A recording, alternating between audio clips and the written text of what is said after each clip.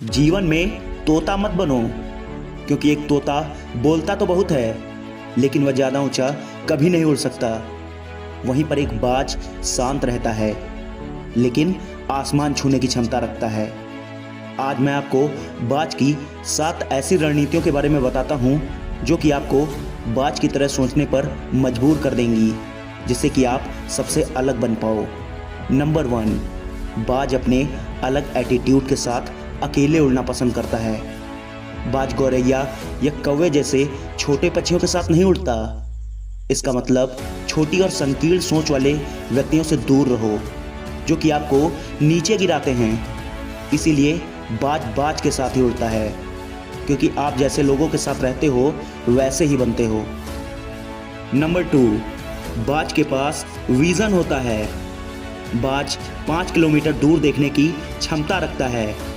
उसे इस बात से कोई फर्क नहीं पड़ता कि रास्ते में कितने हर्डल्स हैं। बाज जब तक अपने शिकार को झपट नहीं लेता तब तक उस शिकार पर से अपना फोकस नहीं हटाता। इसीलिए आप भी जीवन में एक विजन रखो और फोकस करो।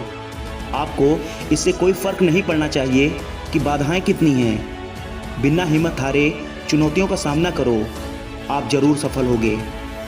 नंबर 3, बाज निडर होता है।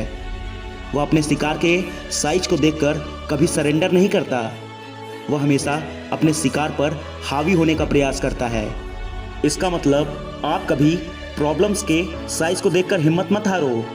सफल आदमी हमेशा निडर होता है। नंबर 4, बाज दृढ़ होता है। बाज को तूफान पसंद होता है। जब आसमान में बादल छा जाते हैं तो बाज एक्साइटेड हो जाता है। वह तूफानी हवाओं की मदद से अपने आप को और ऊपर उड़ाता है, जिससे कि वह बादलों के भी ऊपर निकल जाए। जहां दूसरे पक्षी तूफान को देखकर पेड़ों में छिप जाते हैं, वहीं बाज ऐसा नहीं करता। इसका मतलब अचीवर्स कभी चुनौतियों से नहीं घबराते। वह चैलेंजेस को अपने प्रॉफिट के लिए यूज़ करते हैं। नंबर 5, बाज कभी मरे हुए अवशेष को नहीं खाते। बाज कभी सड़ा पुराना मांस नहीं खाता।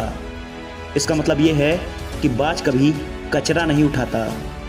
बाज केवल वही मांस खाता है जो शिकार उसने खुद किया है। इसका मतलब पुरानी सफलताओं पर भरोसा करने के बजाय नई सीमाओं को देखने का प्रयास करो और उसे जीतो, न कि बीता हुआ कल देखो। नंबर 6, बाज ट्रेनिंग के लिए तैयार रहता है।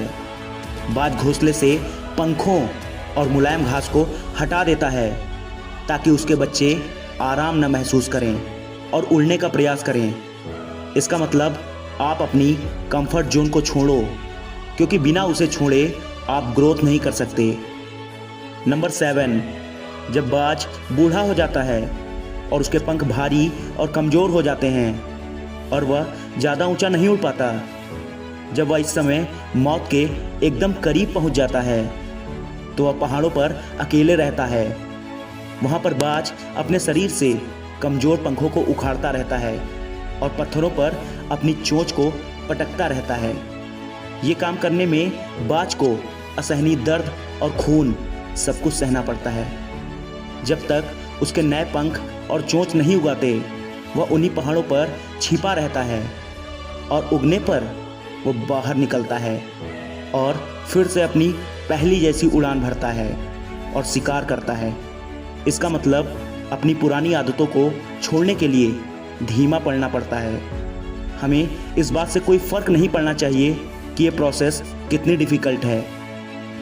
ये 7 आदतें अपनाना मुश्किल लग सकता है, लेकिन याद रखिए, इसीलिए बाज बाज होता है। दोस्तों, अगर आप भी लीजेंड बनना चाहते हैं तो हमारे चैनल को सब्सक्राइब कर लीजिए।